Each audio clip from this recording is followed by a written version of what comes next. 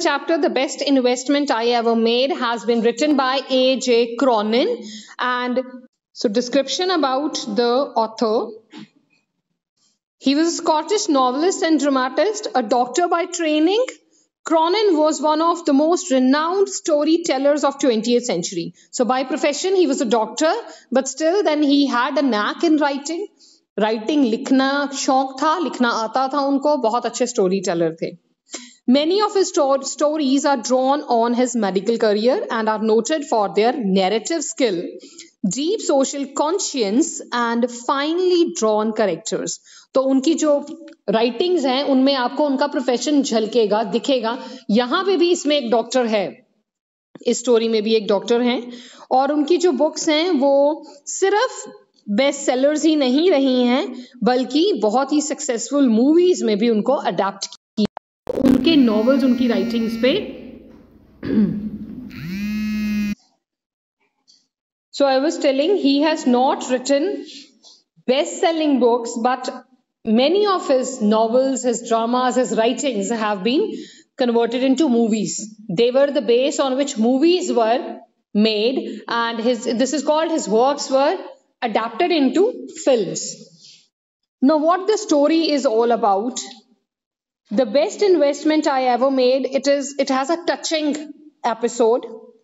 This particular work, this particular chapter revolves around how a simple person can bring about a big tremendous change in someone else's life. कैसे हमारा एक छोटा सा goodwill का gesture किसी की life को बहुत अच्छा बेहतर बना सकता है. हमेशा इन्वेस्टमेंट्स मॉनेटरी नहीं होती हैं. किसी फैक्ट्री में पैसा लगाना या जैसे आजकल शार्क टैंक्स इन्वेस्ट कर रहे हैं, that is not the only investment. आप किसी की जिंदगी बदल सकते हो अपने किसी अच्छे जेस्चर की वजह से. दैट इज द इन्वेस्टमेंट जो यहाँ पे ऑथर बात कर रहा है. Now let's read the chapter. The best investment I ever made. On the liners second day out from New York, while making the round of the promenade deck, I suddenly became aware that one of the other passengers was watching me closely and following me with his gaze every time I passed. His eyes filled with a queer intensity. Queer का मतलब strange. तो कहता अभी ये ship पे हैं, on C voyage पे हैं, और एकदम से जैसे मार्क्स के लाडा वाला चैप्टर था लास्ट सेमेस्टर में वैसे ही. तो कहते मैंने एकदम से सेकंड डे पे ये रियलाइज किया that somebody is watching me very closely. कोई मेरे पे नजर रखे हुए है, मुझे बहुत पास से देख रहा है, ऑब्जर्व कर रहा है. I had crossed the Atlantic many times. तो कहता बड़ी बार मैंने अटलांटिक महासागर है उसको क्रॉस किया है शिप में. And on this occasion tired I wanted to rest to avoid the tedium of casual and importunate shipboard contacts. तो कहते इस मैंने बड़ी बार ट्रेवल किया है लेकिन इस बार मैं बहुत थका हुआ हूं. I do not want to make contacts. I do not want to talk to people. I want to relax. This is the explanation, simple explanation that you are going to write in the reference to the context. कि इस line का meaning क्या है, यहाँ author के मायने क्या हैं. I gave no sign of having noticed the man. Such sentences, they come in your paper where you have to fill either preposition, conjunction, articles. कोई भी जितनी आपकी ग्रामर आती है, it is textual. सारा text based sentences वहां पे आते हैं. तो I gave no sign of having noticed the man. तो मैंने ऐसा कोई साइन नहीं दिया, मैंने पता नहीं चलने दिया कि मैं नोटिस कर रहा हूं कि कोई मुझे फॉलो कर रहा है. Next narrator tells us, yet there was nothing importunate about him. तो कहता है ऐसा कुछ वो नहीं था कि मतलब थोड़ा अजीब लग रहा है कि इतनी strangely मुझे क्यों कोई follow कर रहा है, but there was nothing importunate about him. On the contrary, he seemed affected by a troubled, rather touching diffidence. तो उससे कोई खतरा नहीं था देखने में, रादर वो थोड़ा ट्रबल्ड लग रहा था कि ही हैज सम प्रॉब्लम, कुछ सोच रहा है, he is giving some strange gestures. तो उसके लिए ये थोड़ा सा ऐसे देख रहा है कि what is wrong with him और what is troubling him. He was in his early 40s. तो 41, 42 अर्ली 40s का मतलब इतनी उसकी एज होएगी. I judged out of the corner of my eye. तो नरेटर जो स्पीकर है यहाँ पे जो बता रहे हैं हमें स्टोरी, नरेटर बता रहे हैं, कहते मैंने अपनी तिरछी नजर से देखा, 40s में होएगा वो इंसान, rather short and built with a fair complexion, a good forehead from which his thin hair had begun to recede, and clear blue eyes. Now this is the description of a man who is watching over the narrator. 40s में है, blue eyes है, fair complexion है, good forehead है, and he has thin hair. His dark suit, sober tie, and rimless spectacles gave evidence of a serious and reserved disposition. Disposition behavior होता है. तो उसके जो आउटलुक है, उसने डार्क सूट पहना हुआ है, रिमलेस स्पेक्स पहनी हुई है उसने, जिनका फ्रेम नहीं होता, और ये बड़ा सोबर सा इंसान वो लग रहा है, बड़ा सीरियस सा इंसान लग रहा है वो, और बड़ा रिजर्व नेचर का लग रहा है. तो इतना तो इसने ऑब्जर्व कर लिया उसको देख के. At this point, the bugle sounded for dinner and I went below. तो आवाज आती है, एक ब्यूगल बजता है, जैसे केबीसी में बजता है कि अब वो खत्म हो गया, होने वाला साउंड आती है. तो ये खाना खाने नीचे चला गया. On the following forenoon, I again observed my fellow voyager watching me earnestly from his deck chair. अगले दिन फिर यही हुआ. कहता मैंने फिर देखा मेरा फेलो वॉयजर, वॉयजर्स होते हैं जो जो शिप में, क्रूज में सफर करते हैं, जैसे ट्रेवलर होता है सफर करने वाला, वॉयजर मतलब समंदर में सफर करने वाला. तो कहता मैंने देखा आज फिर मुझे कोई घूर रहा है, वैसे ही बहुत कीनली ऑब्जर्व कर रहा है. Now a lady was with him, obviously his wife. तो अब उसके साथ लेडी भी है जो उसकी वाइफ है. She was about his age, उसी की एज की है, quiet है, restrained है, with brown eyes and slightly faded brown hair, dressed in a grey skirt and grey woolen cardigan. तो उसकी डिस्क्रिप्शन दे दी यहाँ पे कि उसकी वाइफ है उसके साथ, इसके थिन हेयर है, उसके ब्राउन हेयर है, और उसके ब्राउन ही आईज हैं. The situation by this time had begun to intrigue me. कहता अब मुझे ये चीज जो है, इंट्रीगर्स होते हैं जो फसाद डालते, तो कहता अब मुझे यहाँ इसका मीनिंग है कि अब मुझे चिंता हो रही है, अब मैं थोड़ा सा टेंस्ड हूं कि क्या मुझे क्यों दोनों घूर रहे हैं. And from my steward, I discovered that they were Mr. and Mrs. John. Stewards होते हैं ये जो हेल्प्स होती हैं, जैसे एयर होस्टेसेस होती हैं हवाई जहाज में, तो शिप में क्रू और ये स्टीवर्ड्स होते हैं. अदरवाइज मेल को जो मेल होस्ट है उनको स्टीवर्ड्स बोलते. So here he got to know from his steward that their name was Mr. and Mrs. John S. from a small suburb of London. तो लंदन के छोटे से एक एरिया से वो बिलोंग करते हैं. Yet when another day passed without event, I began to feel certain that Mr. S would remain too shy to carry out his obvious desire to approach me. तो कहता है एक दिन और बीता. Now I was sure that he would remain too shy to carry out.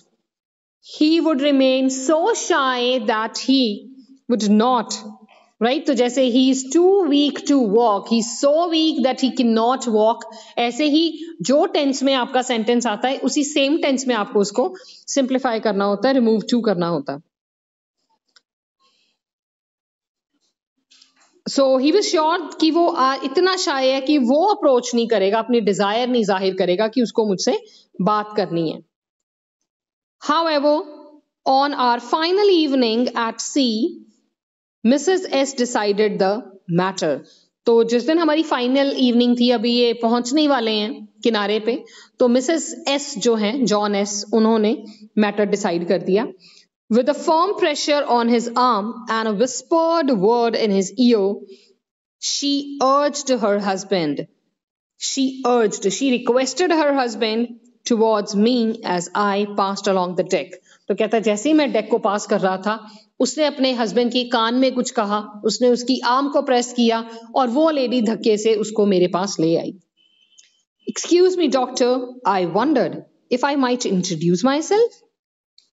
तो कहता मैं ऐसे हो गया थोड़ा सा वरिड कि मैंने अपने आप को इंट्रोड्यूस किया. हाउ डज ही नो कि मैं डॉक्टर हूं. If you could spare a few minutes, my wife and I would so like to have a word with you. तो कहते अगर आप थोड़ा सा टाइम समा हमारे लिए निकाल लें, कुछ पल निकाल लें, तो मैं और मेरी वाइफ आपसे बात करना चाहेंगे। A moment later, I was occupying the vacant chair beside them. और कहते 1 मिनट के बाद ही उनके पास एक वेकेंट चेयर पड़ी थी, क्योंकि ये क्रॉस कर रहे हैं ना, तो उन्होंने रोका और ये रुक गए, बैठ गए उनके पास जो खाली चेयर पड़ी है। Haltingly, he told me that he had been the first visit, that this had been their first visit to America.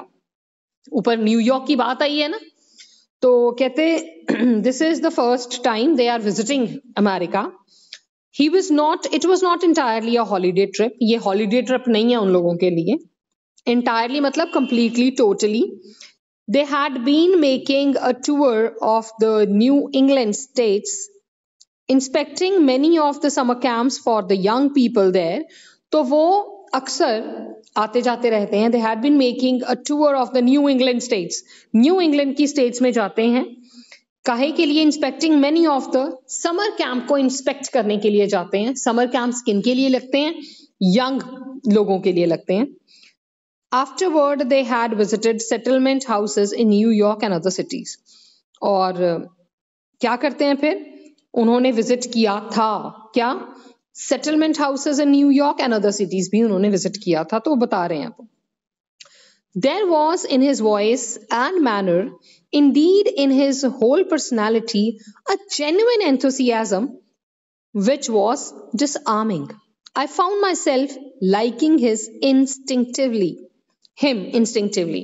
तो कहते कुछ तो ऐसा था, मतलब एक बड़ा जेन्युइन सा एंथुसियाज्म था उसकी बातों में, जो मुझे बड़ा अच्छा लगा। अब उसको डिसआर्मिंग लगा, वो कि नुकसान नहीं पहुंचाने वाला, लेकिन वो बड़ा खुश है मुझसे मिलके, कुछ है, राइट है ना, जैसे हमें अच्छी सी फीलिंग आती है, तो नरेटर को बड़ी अच्छी सी फीलिंग आ रही है, हु इज डॉक्टर, राइट, तो बड़ा अच्छा सा लग रहा है इनको, जैसे उसने इनको अप्रोच किया, और कहता मुझे वो पसंद आ रहा था, वो इंसान पसंद आ रहा था, उसकी पर्सनालिटी से अच्छा लग रहा था वो। Questioning him further, I learned that he and his, तो आगे क्वेश्चनिंग करके उनको, नरेटर को ये पता चला that he and his wife had been active for 15 years in the field of youth welfare. कहता उनसे बात करके पता चला कि वो दोनों हस्बैंड वाइफ 15 साल से यूथ के वेलफेयर में लगे हुए हैं। He was by profession a solicitor. In addition, found time to act as director of an organization devoted to the care of boys and girls, mostly from city slums, who had fallen under the ban of the law.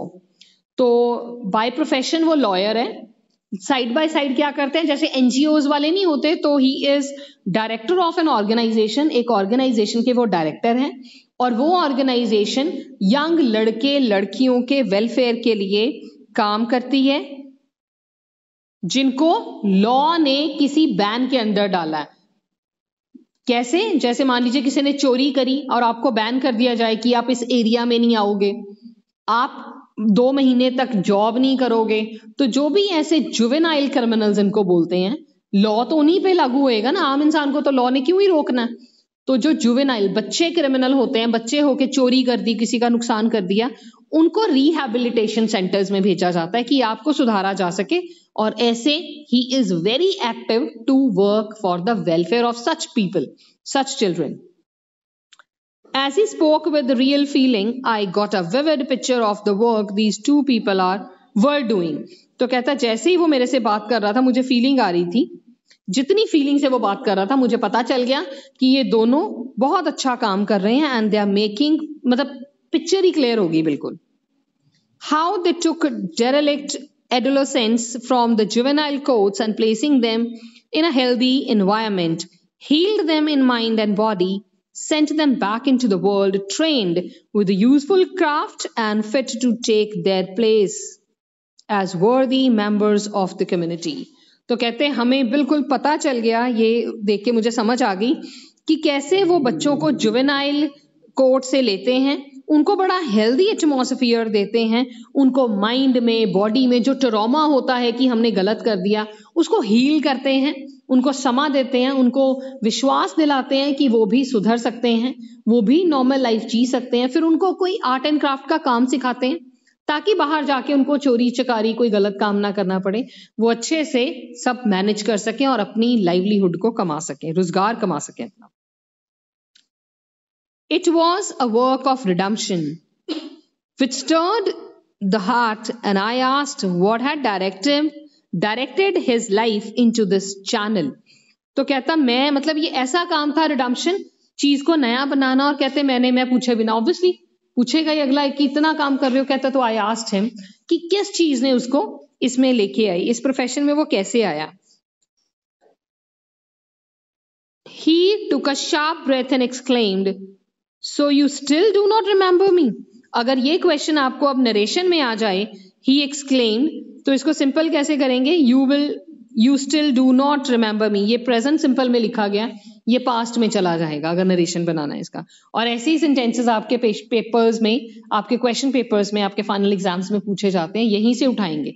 तो अगर chapter अच्छे से पढ़ा हुआ है, there is no substitute to reading, chapter text अच्छे से पढ़ लिया, कन्वर्ट में you will not lose marks in finals. तो कहता कि आपने अभी भी मुझे नहीं पहचाना। I shook my head, narrator ने अपना सर हिला दिया, कहता मैंने सर हिला दिया। To the best of my belief, I had never in my life seen him before। कहता जितना मुझे पता है मैंने इस इंसान को जिंदगी में कभी देखा ही नहीं, तो how can I say कि I know you, मैं आपको जानता हूं। Then he says, I have wanted to get in touch। वो कहता कि मैं आपके साथ in touch होना चाहता था, आपके टच में रहना चाहता था for many years, he went on, under increasing stress, but I was never able to bring myself to do so। कि मैं आपके साथ इन टच रहना चाहता था, इस चीज ने बहुत स्ट्रेस बढ़ा दिया कि ऐसे कैसे मेरे, जिसको मिला ही नहीं नरेटर, जिसको वो फर्स्ट टाइम अपनी लाइफ में मिल रहा है, जो अपनी वाइफ के साथ उसको इतने दिनों से फॉलो कर रहा है, वो कहता मैं आपको पहले मिलना चाहता था बट मैं अपने करेज नहीं जुटा पाया, उसको समझ नहीं आया, बहुत स्ट्रेस में आ गया, ये कौन है जो मुझे इतनी अच्छी से जानता है। Then bending near, he spoke a few words tensely in my ear। उसके बाद उसने बड़ी टेंशन में मेरे कानों में कुछ कहा। At that, slowly the wheels parted। Well होता है पर्दा, तो अब पर्दे उठने शुरू हो गए, पर्दे अलग हो गए, पार्ट हो गए मतलब अलग हो गए, अब स्टेज दिख रहा है, पिक्चर क्लियर दिख रही है। My thoughts sped back a quarter of a century। अब कहते मेरे विचार क्वार्टर, एक सेंचुरी का फोर्थ पार्ट, 25 साल पीछे चले गए, भाग के मेरी मेमोरी 25 साल पीछे चली गई। And I remembered the sole occasion when I had seen this man before. और मुझे वो एक लौता पल याद आ गया, वो ऐसा इंसिडेंट याद आ गया जब मैंने इस बंदे को देखा था। आई वॉज अ यंग डॉक्टर। तो नरेटर अपने बारे में बता रहे हैं, और ओरिजिनली राइटर जो है हमारे इस चैप्टर के, वो रियल लाइफ के भी डॉक्टर हैं, और अक्सर उनका ये जो मेडिकल का प्रोफेशन है, it is seen in his works. So कहता I was a young doctor, had just set up in practice in the working class district of London। अभी यंग डॉक्टर और अभी प्रैक्टिस शुरू ही की है, एक मिडिल क्लास एरिया है, working class area London में। On a foggy November night towards 1 o'clock, I was awakened by the loud banging at the door। Banging at, knocking at, ऐसे ही आता है। This is a phrase जो as it is use होता है, जैसे fond of, knocking at, banging at। तो door पे bang किया किसी ने, जोर जोर से खटखटाया। In those days of economic necessity, any call, even at this unearthly hour, was a welcome one। तो कहते वो ऐसे दिन थे जब पैसा चाहिए था, अभी नए नए पढ़ाई करके हटे थे, तो किसी भी टाइम कोई बुला लेता था। It use to be a okay occasion, happy occasion, कि चलो कुछ पैसे बनेंगे अगर कोई बीमार भी है तो। Hurriedly I drew on some clothes, went downstairs। तो फटाफट से कहता मैं नीचे गया। It was a sergeant of police। Police का एक ऑफिसर खड़ा था। In dripping helmet and cape, mistily outlined on the doorstep। A suicide case, he told me abruptly। एकदम से उसने बताया, suddenly he told me कि एक suicide का केस है, और उसकी हेलमेट जो है वो भी ड्रिप कर रही है, उसका केप भी ड्रिप कर रहा है, मतलब बारिश है। In the lodging round the corner, I had better come at once। तो उसने abruptly बताया और मुझे कहा कि फटाफट से आजा जितनी जल्दी हो सकता है। Outside it was raw and damp, the traffic stilled, the streets deserted, quite as a tomb। तो बाहर डैम्प सा है, गीला गीला है सारा एटमॉस्फियर, और जो स्ट्रीट्स हैं वो सारी खाली हैं, डिजर्टेड हैं, बहुत क्वाइट सन्नाटा है। रात के 1 बजे होगा ही, जैसे कब्र का माहौल, टूम इज कब्र, तो वैसा वैसा सन्नाटा है कब्रिस्तान वाला। We walked a short distance in silence, even our footsteps muffled by the fog, and turned into the narrow entrance of an old building. तो स्नो पड़ी हुई है, फॉग है, तो साइलेंस में ये दोनों चलते जा रहे हैं और ऐसे जैसे रास्ता बनाते जा रहे हैं किसी के लिए, एक ओल्ड बिल्डिंग की तरफ नैरो सी एंट्रेंस बनाते जा रहे हैं, ऐसे जा रहे हैं ये दोनों। As we mounted the creaking staircase, my nostrils were stung by the sick, sweet odor of illuminating gas. So what happens? Narrator बता रहे हैं कि जैसे हम चल के जा रहे हैं वहां पे, एकदम से इसकी नाक में बहुत ही स्ट्रॉन्ग स्मेल आई है, और वो स्ट्रॉन्ग स्मेल किसकी है? कुकिंग गैस की है, इल्यूमिनेटिंग गैस की। On the upper story, the agitated landlady showed us to a bare little attic. तो एक पछत्ती टाइप्स उसने, लॉफ्ट जैसे होती है, ऐसा एक छोटा सा कमरा सा दिखाया। Where stretched on a narrow bed lay the body of a young man. और वहां पे एक यंग इंसान की बॉडी पड़ी हुई थी। Although apparently lifeless, देखने में तो apparent होता क्लियरली, देखने में क्लियरली लग रहा था कि जान नहीं है, लाइफलेस है। There remained a barest chance that the youth was not quite beyond recall. तो कहता बहुत कम चांस था कि ये बियॉन्ड रिकॉल का मतलब कि ये रिवाइव करेगा भी कि नहीं, कहीं मर तो नहीं गया। तो बहुत ही छोटा चांस था। अब विद सार्जेंट हेल्प, अब ऑफिसर की हेल्प ली, I began the work of resuscitation. इसने शुरू किया उसकी ब्रेथ को रिवाइव करने का, जो फर्स्ट एड डॉक्टर्स देते हैं। For an hour we laboured without success. तो ये लगे हुए हैं विदाउट एनी सक्सेस, 1 घंटे तक ये उस बच्चे को रिवाइव कराने में लगे रहे। A further 15 minutes it appeared useless, और ऐसे लग रहा था कि अब बेकार है सब ये मेहनत करनी। Then, as we were about to give up, completely exhausted, they broke from the patient a shallow, convulsive gasp. एकदम से उसकी जैसे अंदर मान लो गैस भर गई या हवा भर गई, एक हल्का सा पफ ऑफ एयर बाहर आया।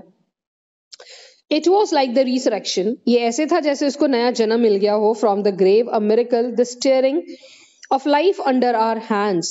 और जिंदगी स्टर करना होता है, हिली हमारे हाथों के नीचे ही, कहते एक नई जिंदगी। ऐसे लगा जैसे वो मुर्दा उठ गया हो, ऐसे लगा जैसे भगवान ने उसको दोबारा से जान उसमें डाल दी हो, और हमारे ही हाथों के नीचे कहते एक दोबारा जिंदगी पनक पड़ी। Half an hour of redoubled efforts, and we had the youth sitting up, gazing at us dazedly, and alas, slowly realizing the horror of his situation. तो थोड़ी देर में ही हमने अपनी एफर्ट्स और डबल कर दी। जब हमें लगा कि इसने एक बार सांस ली है, तो हमने अपनी एफर्ट्स और डबल कर दी। ऑब्वियसली वो हार्ट को पंप करके जो एक्सरसाइज करते हैं डॉक्टर्स, कार्डियोवास्कुलर, तो अब ये रिवाइव हो गया और थोड़ी ही देर में उठ के बैठ गया। And then he realized actually कि कितनी खतरनाक सिचुएशन में वो पड़ चुका था, कैसे उसको अगर थोड़ी देर और ये ना देखते, बॉय वुड हैव गॉन। क्योंकि जब आपको गैस चढ़ती है, आपकी सीधे ऐसे जान नहीं निकलती, आप सफोकेटेड फील करते हो, आप अनकॉन्शियस हो जाते हो। धीरे धीरे से जब गैस सारे बॉडी पार्ट्स में जाएगी, तब आप करोगे, अपनी जान निकलेगी। तो यहाँ पे नाउ ही इज रियलाइजिंग कि क्या हो सकता था। He was a round cheeked lad is boy, with the simply countrified hair, and the story he told us as he slowly regained strength in the bleak morning hours was simple too. His parents were dead, an uncle in the provinces, anxious, no doubt, to be rid of an unwanted responsibility, had found him a position as a clerk in London solicitor's office. तो बच्चे की story क्या है? लड़के की parents नहीं है, uncle के लिए ये एक एडिशनल रिस्पॉन्सिबिलिटी है, और इसे पीछा छुड़ाने के लिए उन्होंने एक लॉयर के ऑफिस में इसको एज क्लर्क की जॉब दिलवा दी। He had been in the city only 6 months. Utterly friendless, he made bad companions, and like a young fool began to bet on horses. तो सिटी में आए हुए उसको 6 महीने ही हुए हैं, गलत लोगों की संगत में पड़ गया और हॉर्सेस के ऊपर बेट लगाना शुरू कर दिया है, which is a very expensive and disastrous kind of habit अगर किसी को ये पड़ जाए. Soon he had lost all his small savings, pledged his belongings, and owned a bookmaker a disastrous amount. तो हुआ क्या, जितनी उसकी सेविंग्स थी वो उसने गवा दी सारी. उसके बाद उसने अपनी बिलोंगिंग जो उसके पास था उसको गिरवी भी रख दिया और ऑन टॉप ऑफ इट अब वो कर्जे के अंडर है. तो जो था गवा दिया, जितनी चीजें बेच नहीं पाया वो गिरवी रख दी और जो उसके ऊपर से कर्जा भी ले रखा है. क्यों? सिर्फ इस बेट की वजह से. In an effort to recoup, he took a sum of money from the office safe for the final gamble, which he was assured was certain to win. अब उसने किया क्या, एक लास्ट पारी खेलने के लिए अपने ऑफिस की सेफ में से पैसा उठा लिया कि इस बार तो मैं पक्का जीत जाऊंगा और अगर जीत गया मैंने सारे कर्जे ठीक कर देने अपने. Terrified of the prosecution which must follow, sick at heart, but this last resort failed. अब जो आखिरी उम्मीद उसको थी वो भी खो दी उसने क्योंकि अब वो फिर से हार गया. टेरिफाइड ऑफ द प्रोसिक्यूशन, चोरी की हुई है और डर है कि मैं पकड़ा ना जाऊं. सिक एट हार्ट, दिल का कमजोर है क्योंकि गलत कंपनी में पड़ गया, बेसिकली कोई क्रिमिनल नहीं है. संक इन डिस्पेयर, बहुत दुखी है, दुख में डूबा हुआ है. He shut himself in a room and turned on the gas. उसने अपने आप को रूम में लॉक कर लिया और गैस को ऑन कर दिया कि अब मैं सफोकेशन की वजह से ही अपनी जान दे दूंगा. A long bar of silence throbbed in the little attic where he concluded this baiting confession. तो अब वहां पे बहुत सन्नाटा छा गया उसकी न्यूज ये सारी स्टोरी सुनने के बाद. Then gruffly the sergeant asked how much he had stolen. Pitifully, almost the answer came, 7 pounds 10 shillings. कितना चोरी किया है? अगर आप लगा लो कि इंडिया के 7 रुपए और 10 पैसे चोरी किए हों, लंदन में pound. Yes, incredible though it seemed, for this partly sum this poor misguided lad had almost thrown away his life. तो कहते इस तुच्छ सी अमाउंट के लिए ऑलमोस्ट ये लड़का अपनी जान गवा ही चुका था.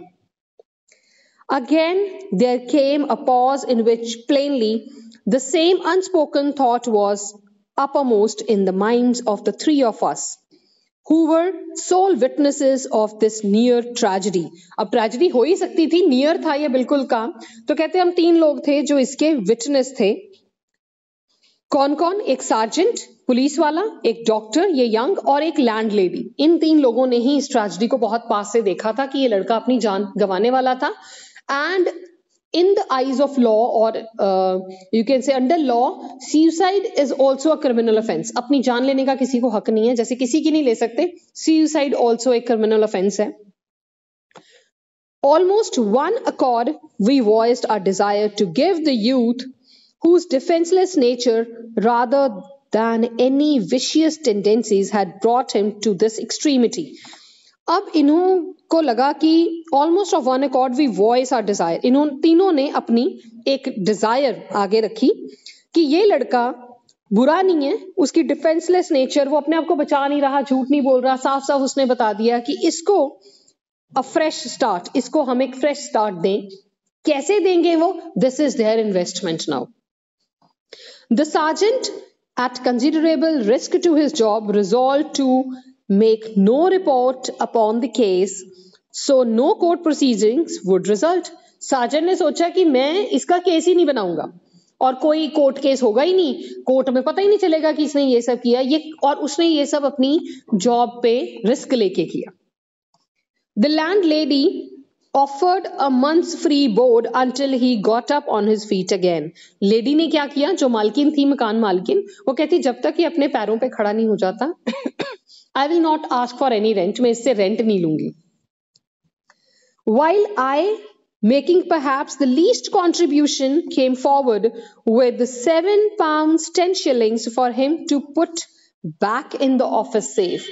तो कहता मेरा कंट्रीब्यूशन सबसे कम था, मैंने सबसे छोटा कंट्रीब्यूशन दिया. मैंने उस लड़के को, क्योंकि खुद भी अभी यंग है, अभी ज्यादा कमा नहीं रहा, तो मैंने 7 पाउंड और 10 शिलिंग्स उस लड़के को दे दिया कि भाई इसको कल जाके ऑफिस सेफ में वापस रख देना जहां से चोरी की है.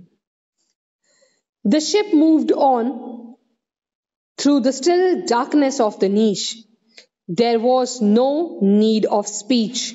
With a tender gesture, Mrs. S had taken her husband's hand, and as we sat in silence, hearing the sounds of the sea and the sighing of the breeze, a singular emotion overcame me. I could not but reflect that, against all the bad investments I had made throughout the years, foolish speculations for material gain, here at last was the one I need not regret. One that had paid no dividend for worldly goods, yet which might stand nevertheless on the profit side in the final reckoning. तो कहता अब किसी को कुछ बोलने की जरूरत नहीं थी. शिप अब डार्कनेस से निकलता बाहर जा रहा था. जो पहले डार्कनेस थी ना कि क्या चल रहा है, कौन है ये, क्यों मुझे ढूंढ रहे हैं, एवरीथिंग वाज क्लियर. किसी स्पीच की जरूरत नहीं थी और एक टेंडर जेस्चर था मिसेस एस का, जिससे उन्होंने अपने हस्बैंड का हाथ पकड़ के इनके पास ले आई. तीनों साइलेंस में बैठे हुए हैं, सी की आवाजें इनके कानों में पड़ रही हैं और यहाँ पे ये सोच रहे हैं, जो नरेटर है, डॉक्टर है, ये सोच रहे हैं कि जिंदगी में मैंने जितनी भी बैड इन्वेस्टमेंट्स करी उनमें से सबसे ऊपर ये थी. चाहे मुझे वर्ल्डली प्रॉफिट नहीं मिला, मुझे पैसे का प्रॉफिट नहीं मिला, लेकिन फाइनल भगवान की जो हम कहते हैं कि ऊपर वाले के दरबार में ये सबसे बड़ी इन्वेस्टमेंट थी. सेटिस्फेक्शन कितनी अच्छी है कि आपने किसी एक को हेल्प की, आज वो इतनी बड़ी एनजीओ चला रहा है और लोगों की जिंदगियां सुधार रहा है. सो एक थीम है कि हर किसी को जिंदगी में सुधरने का मौका मिलना चाहिए. Nobody is a born criminal. And this is the investment that he is talking of, investment in humanity. पैसे वाली इन्वेस्टमेंट डूब जाएगी, लेकिन ह्यूमैनिटी में जो इन्वेस्टमेंट करेंगे, जो अच्छे जेस्चर्स से करेंगे, किसी की हेल्प करेंगे, वो कभी भी व्यर्थ नहीं जाएगी. We will be happy. और जो रिटर्न्स हैं वो हमें डायरेक्टली मिले ना मिले, सोसाइटी को जरूर मिलेंगे और उन बेनिफिट्स के पीछे कहीं ना कहीं हमारा खुद का एक एफर्ट जरूर होगा. That is all about the chapter.